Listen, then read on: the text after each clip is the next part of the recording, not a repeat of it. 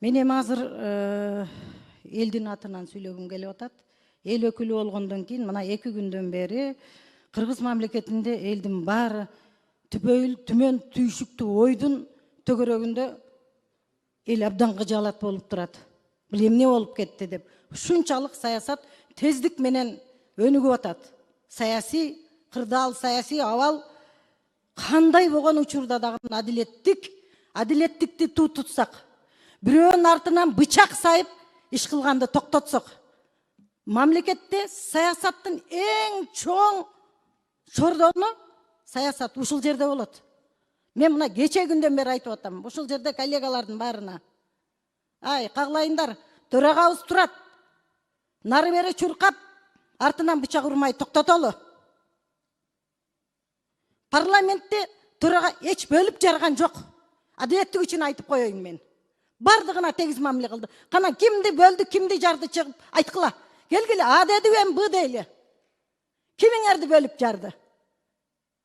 Көрүнгөн ушакты, көрүнгөн саясатты зуулдап жеткирип аткандар болду. Бетке айталы да. Бетке айталы.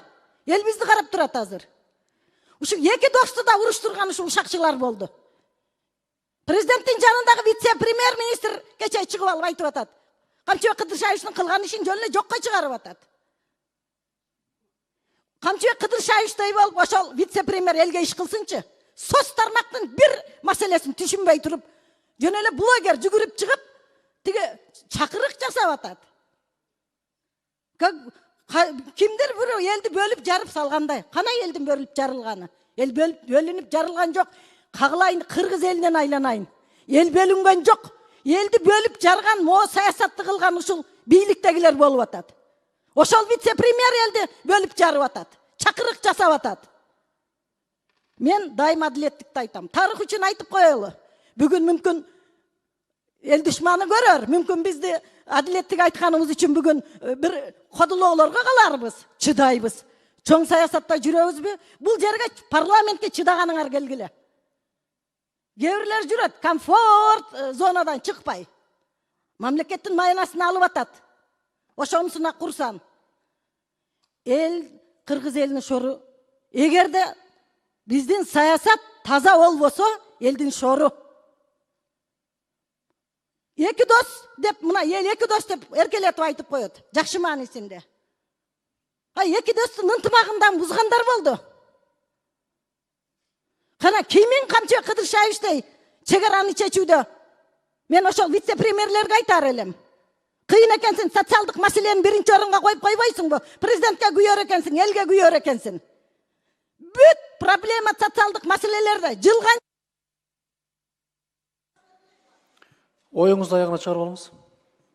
Ошон үчүн парламент чоң аянтча президент менен Камчыбек Кыдыршаевичти ымалага келтирип, ынтымакка келтире турган ушул жербиз.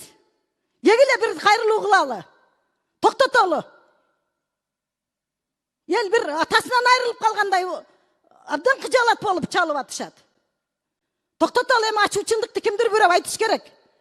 Мына мен ошол туруп берейин. Келиңиздер, барыбыз чогуу бир президентке кайрылуу жасайлы. Болбойт мындай деп. Чогуу келдиңер. Оор учурларда чогуу көтөрдүңөр жүктү. Жөн эле ушинтип эле Камчыбек Кыдыршаевич жөнөкөй киши эмес, айланайындар. Кечетен бери күтүп атам да ушул жерде жанында жүргөндөр ошо кишинен. Бүт жыргалын көргөндөр жанында жүрүп. Бир гана Үмбеталы чыкты, рахмат Үмбеталыга. Мен кечетен бери ойлонуп атам, кимдир бирөө айтар бекен, жигиттерден кимдир бирөө мындай чыгып, ушул эки дос урушпаш керек, жараштыралы деген сөздү айтар бекен деп аттым эле кечетен бери. Мына ошонун курмандыгы болуп отурат төрага.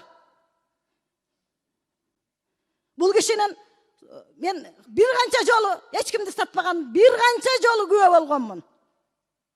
Жигит деген жигитче кетет монтип. Мына өзүнүн арызы менен кетип атат. Мына азыр угуп отурабыз бардыгыбыз. Ошон үчүн мен келиңиздер, эми жогорку кеңеш чоң аянтча берге келип эле күн өткөрүп, күн тартибин карап коюп кете бербестен саясатка аралашалы. Кризистик абалда туруп берели биз дагы. Мен барыңыздарды чакырам, ынтымакка чакырам барыңыздарды. Бөлүнүп жарылууга эмес, ынтымакка чакырам. Рахмат. Рахмат. Үчүнчү микрофон процедурный.